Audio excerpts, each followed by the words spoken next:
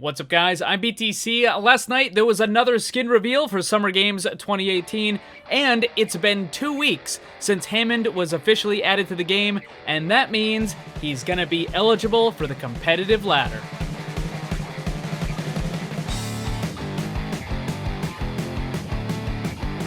We're going to start out with the brand new character skin. This is for Sombra. It's an epic quality. It was shown off during one of Blizzard's live streams late last night.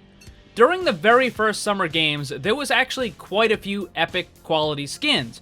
And as the events kept going on, we started to get less and less epic skins, and Blizzard started to put more and more focus on just the legendaries, until eventually we just weren't getting any more epics at all. But earlier this year, Blizzard started to re-implement those epic skins, and now it looks like we're going to be getting a whole bunch more for the Summer Games.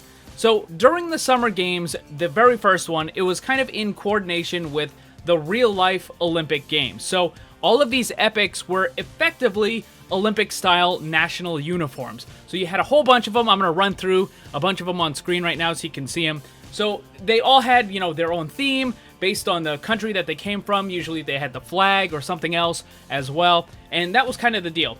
And then, a little while ago, we had a leak on the PTR, and what you had to do is pick Sombra, use the default skin, you had to have the golden weapon, and then you had to go invisible. And when you did all that, your weapon would change from the default one to this brand new one that we had never seen before, and it was basically kind of green, and you could see that there was a Mexican flag on it. Well, now, clearly, this is the character skin that is associated with that change.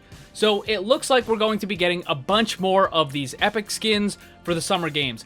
And I really hope that we're going to get more epic skins for the other events as well, because if you start looking at some of the epics in the game, yeah, I know a bunch of them are kind of like, whatever.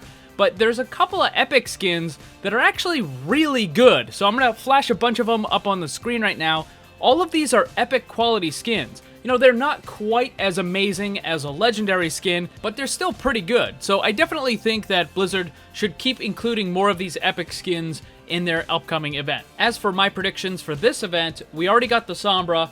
I think we're probably going to get a Junkrat, a Pharah, and a Symmetra. Now, May and Reinhardt also have a pretty good chance, maybe Roadhog as well, but those were the 4 epics that I picked. It might actually be more than that because we got way more than that the first time, and then we didn't get any in the second year, so maybe they'll try to make up for it and add a whole bunch of them. But I don't think we're going to get a lot of duplicate ones. I already talked about this in the past. Like, we already have a McCree American one, so they probably wouldn't add a Soldier American one. They're going to try to get to the ones that they haven't done yet. The other thing I wanted to mention is that Hammond has been on the live version of the game for 2 weeks. And Blizzard decided that they're going to add new characters to the competitive ladder after 2 weeks. Originally, it was going to be at the end of the season, but when people had to wait like 2 months for Brigida, they were pretty annoyed, so Blizzard said, okay, you know what, we're going to roll it back, and we're just going to make it 2 weeks for all new heroes and all new maps. So today is the 2-week day for Hammond. Now, what kind of an impact is he going to have in the games? A pretty big one. I think it might take a little bit for people to get used to it, and obviously there's going to be a lot of bad Hammond players out there. I've already made a bunch of guides and some other stuff about what you can do with Hammond, so be sure to check out all that stuff. I have a video with over 250 flanking routes for him as well, so that's going to be really helpful. And I'm also working on a Hammond versus every single other hero counter video, and that should be out very soon as well. So if you're having trouble with him, or if you want to know what characters to avoid when you're playing as him or when you're playing against him, that video will help you. As far as what kind of meta can we expect to see with Hammond in competitive, I think there's 2 main types. The first is going to be the most common because it's easy to just kind of put together with random players, and that's going to be triple tank dive. D.Va, Winston, Hammond. You basically just have them jump into the back line. They've got tons of health, tons of survivability, and they just cause havoc, and that's what they do. And that's going to be fairly common and easy to put together.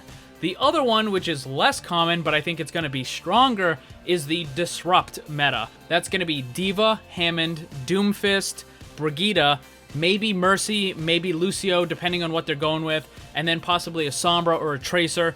The entire concept behind the Disrupt meta is that all the characters, or at least most of them, have things that can knock the enemy around, or they have interrupt abilities, or they can mini-stun, or whatever it happens to be. The idea is to go into the enemy just like Dive normally would, or even a Death Ball. You just go into there, and you just force the enemy team to get spread out, move them around, put them out of the positions that they want to be in, and you can also interrupt and disable some of their stuff, you know, with the hacks and the pushbacks and all that sort of stuff. So basically, you break up the enemy team and don't allow them to do what they want to do. The other thing to keep in mind is those really big support changes that are on the PTR. I don't know when those are going to get pushed to live.